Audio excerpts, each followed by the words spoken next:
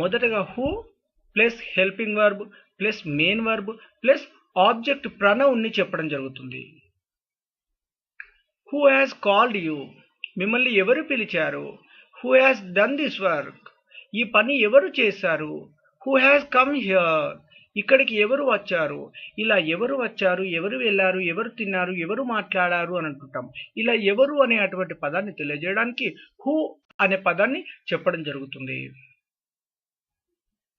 Who ఎవరైతే relative clause అండి.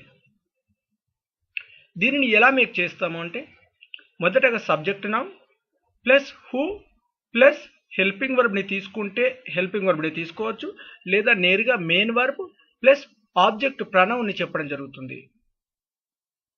The person who called you is my brother, మిమ్మల్ని ఎవరైతే పిలిచారో అతడు నా సోదరుడు. The person who is a doctor here is my friend, who is a doctor here is my friend, ఇక్కడ ఎవరైతే వైద్యుడో అతడు నా సోదరుడు. ఇలా కొన్ని సందర్భాలలో మనం చెప్తుంటామండి, ఎవరైతే అని చెప్తుంటాం. ఎవరైతే ఇక్కడ కూర్చున్నారో అతడు నా స్నేహితుడు, ఎవరైతే అక్కడికి వెళ్ళారో అతడు నా స్నేహితుడు, ఎవరైతే ఆ గదిలో ఉన్నారో వారు నా స్నేహితుడు అని చెప్తుంటాం. స్నేహితుడు లేదా బ్రదర్ సోదరుడు లేక సిస్టర్ ఫ్రెండ్ అని చెప్పేసి అని అంటుంటాం. ఏదో ఒక వర్డ్ని మనం చెప్తుంటాం. ఇలా ఎవరైతే అనేటువంటి పదాన్ని తెలియజేయడానికి హూ అనే పదాన్ని చెప్పడం జరుగుతుంది. ఇక్కడ ఇంకొక సెంటెన్స్ ఏంటంటే గమనించండి, ముందుగా సబ్జెక్ట్ నౌన్ అని చెప్పాను కాబట్టి ద పర్సన్ తీసుకున్నాము. ద పర్సన్ స్థానంలో మీరు ఏదైనా నేమ్ కూడా చెప్పుకోవచ్చు. అంతేకాకుండా ఈ సెకండ్ సెంటెన్స్ లో చూసినట్లయితే the person who is a doctor here is my friend అని అన్నాము. Second sentence who is a doctor here is my friend అంటే హూ అనే పదాన్ని మనం నేరుగా స్టార్ట్ చేసాము. అంటే ఇక్కడ సబ్జెక్ట్ నౌన్ ఎటువంటి పేరును కానీ ద పర్సన్ కానీ ఎటువంటి మనం తీసుకోలేదు. ఇలా కూడా చెప్పుకోవచ్చండి, చాలా సింపుల్ గా ఇది. Who is a doctor here is my friend, లేదా ఇప్పుడు మనం అంటుంటాం ఎవరైతే ఇక్కడ సింగరో అతడే నా ఫ్రెండ్. Who is a singer here is my friend, లేదా who is a teacher here is my mother, ఇక్కడ ఎవరైతే ఉపాధ్యాయురాలో వారు మా కన్న తల్లి. Who is a teacher here is my mother, లేదా ఇంకా సింపుల్ గానంటే మనం అంటే ఇప్పుడు హూ ఈజ్ అనేది స్టార్ట్ చేసాం. హూ కాకుండా నేరుగా ద పర్సన్ లేదా పేరు కూడా చెప్పుకోవచ్చు. ఇప్పుడు మదర్ పేరు ఏంటో మదర్ పేరు కూడా చెప్పుకోవచ్చు, లేదా the person who is working here as a teacher is my mother, ఎవరైతే ఇక్కడ ఉపాధ్యాయురాలుగా పనిచేస్తున్నారో వారు మా అమ్మ. ఇలా ఎవరైతే అనేటువంటి పదాన్ని తెలియజేయడానికి హూ అనే పదాన్ని చెప్పడం జరుగుతుంది. ద పర్సన్ అనేది ముందు స్టార్ట్ చేయాలి, లేదా ఏదైనా ఒక నేమ్ తీసుకొని దాని తర్వాత హూ అనే పదాన్ని తీసుకొని దాని తర్వాత ప్లస్ మెయిన్ వర్బ్ ని తీసుకోవచ్చు, లేదా హెల్పింగ్ వర్బ్ ని కూడా తీసుకోవచ్చు. హెల్పింగ్ వర్బ్ తీసుకున్న తర్వాత main verb plus object pronoun ని చెప్పడం జరుగుతుంది, లేదా నేరుగా ఎటువంటి సబ్జెక్ట్ నౌన్ ని తీసుకోకుండా హూతో కూడా ప్రారంభించవచ్చు. ఓకేనా ఫ్రెండ్స్. హుమ్ హుమ్ అని అన్నట్లయితే ఎవరితో లేదా ఎవరికి లేదా ఎవరిని. హుమ్ అనే సెంటెన్స్ ని మనం ఎలా మేక్ చేస్తాము అంటే ముందుగా ప్రిపోజిషన్ పి అనగా preposition plus whom plus helping verb plus object pronoun plus main verb ని తీసుకోవడం జరుగుతుంది. Example prepositions to, with, for, from, at, about etceteras. For whom ఎవరి కోసం, అబౌట్ హుమ్ ఎవరి గురించి, ఫ్రమ్ హుమ్ ఎవరి దగ్గర నుండి, టు హుమ్ ఎవరికి. చూడండి ఈ 4 పదాలలో హుమ్ కి ముందు మనం ప్రిపోజిషన్ వాడామండి. For whom, about whom, from whom, to him అని చెప్పేసి అని అన్నాము. Okay friends. ఇలా ఎప్పుడైనా కానివ్వండి ఒక క్వశ్చన్ ఎదుటి వ్యక్తిని అడుగుతున్నప్పుడు హుమ్ అనే పదాన్ని చెప్తున్నప్పుడు తప్పకుండా హుమ్ కి ముందు మనం ప్రిపోజిషన్ ని వాడాల్సి ఉంటుంది. మీరు ఎటువంటి ప్రిపోజిషన్ ని చెప్పదలుచుకుంటే అటువంటి ప్రిపోజిషన్ ని చెప్పవచ్చు. హుమ్ డిడ్ యూ సీ, నువ్వు ఎవరిని చూసావో. ఇక్కడ మీరు ఒకటి గమనించండి, ఇందులో హుమ్ డిడ్ యూ సీ ఉంది కానీ హుమ్కి ముందు ఎటువంటి ప్రిపోజిషన్ లేదు. ఎందుకు లేదని అన్నట్లయితే ఇక్కడ మనం కేవలం ఎవరిని అని చెప్పాము. నువ్వు ఎవరిని చూసావో అన్నాం అంటే ఎవరిని అనే అటువంటి పదానికి ప్రిపోజిషన్ లేదు కాబట్టి మనం నేరుగా హుమ్ డిడ్ యూ సీ అని చెప్పాము. ఇప్పుడు ఎవరిని కలిసావు అన్నాం అనుకోండి హుమ్ డిడ్ యూ మీట్, అంతే అండి.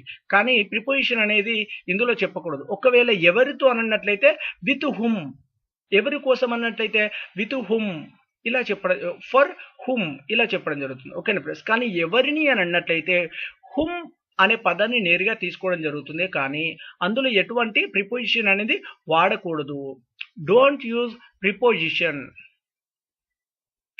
With whom are you going, ఈ సెంటెన్స్ కాస్త గమనించండి. With whom are you going, who are you going with, నువ్వు ఎవరితో వెళుతున్నావు, ఈ రెండు సెంటెన్స్కి వచ్చేసి మీనింగ్ ఒక్కటే అండి. With whom are you going, who are you going with. మొదటి సెంటెన్స్ వచ్చేసి with whom are you going అనేది గ్రామర్ వైజ్గా కరెక్ట్ సెంటెన్స్ అండి.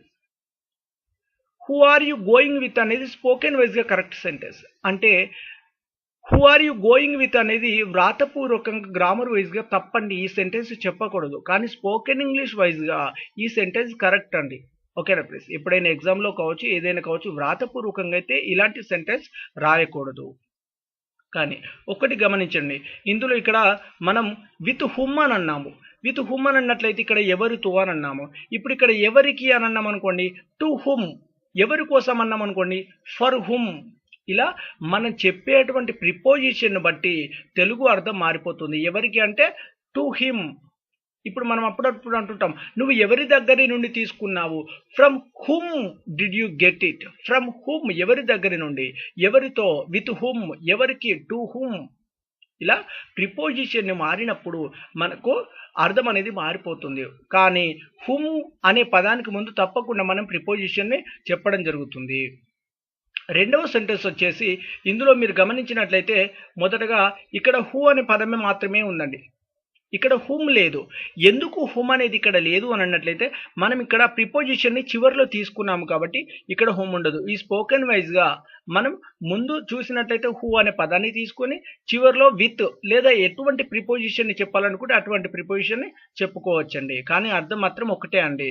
విత్ హుమ్, ఇక్కడ హూ వచ్చినా ఇక్కడ విత్ వచ్చినా అర్థం ఒకటే అండి. కానీ ఈ సెంటెన్స్ స్పోకెన్ వైజ్గా కరెక్ట్. ఇప్పుడు ఇక్కడ చూడండి, అబౌట్ పెట్టామనుకోండి, who are you thinking about అని అంటే నువ్వు ఎవరి గురించి ఆలోచిస్తున్నావు. కానీ గ్రామర్ ప్రకారంగా చెప్పాలి అంటే అబౌట్ హుమ్ స్టార్ట్ ఎలా చేయాలి, about whom are you thinking, మీరు ఎవరి గురించి ఆలోచిస్తున్నారు. ఇలా కరెక్ట్ సెంటెన్స్ రావడం జరుగుతుంది.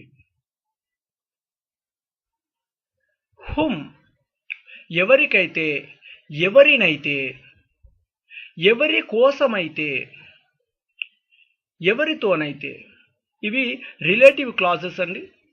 ఈ సెంటెన్స్ని ఎలా మేక్ చేస్తామంటే ముందుగా subject noun plus preposition plus whom plus subject noun plus main verb plus remaining word. To whom ఎవరికైతే, విత్ హుమ్ ఎవరితోనైతే, ఫర్ హుమ్ ఎవరి కోసమైతే, the person to whom you gave is Muniraj. కరెక్ట్గా చూడండి, the person to whom you gave is Muniraj అంటే నువ్వు ఎవరికైతే ఇచ్చావో అతడే మునిరాజ్. ఇందులో ఈ సెంటెన్స్లో గమనించినట్లయితే టు హుమ్ అనేది వచ్చిందండి. టు హుమ్ అని అంటే అర్థం ఏంటి, ఎవరికైతే. Okay friends, the person to whom you gave is Muniraj, నువ్వు ఎవరికైతే ఇచ్చావో అతడే Muniraj. Muniraj with whom he went has become a doctor. Muniraj ఎవరితోనైతే వెళ్ళాడో అతడు ఒక డాక్టర్ అయ్యాడు. ఇలా ద పర్సన్ లేదా ఎవరైతే వ్యక్తి నేమ్ చెప్పదలుచుకుంటే అటువంటి వ్యక్తి నేమ్ కూడా చెప్పవచ్చండి. అంటే సబ్జెక్ట్ నౌన్ అని కూడా నేను చెప్పాను. సబ్జెక్ట్ నౌన్ అంటే వ్యక్తి పేరు కూడా చెప్పుకోవచ్చు లేదా ద పర్సన్ అని కూడా చెప్పుకోవచ్చు.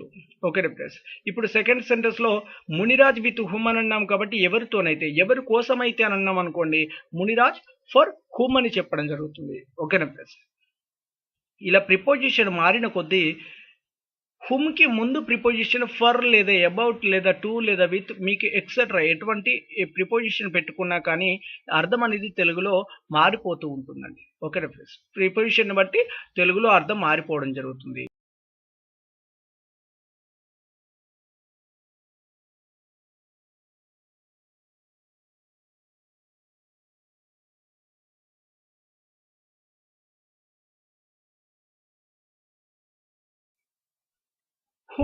హూ అని అన్నట్లయితే ఎవరు అని అర్థం అండి. హూ అని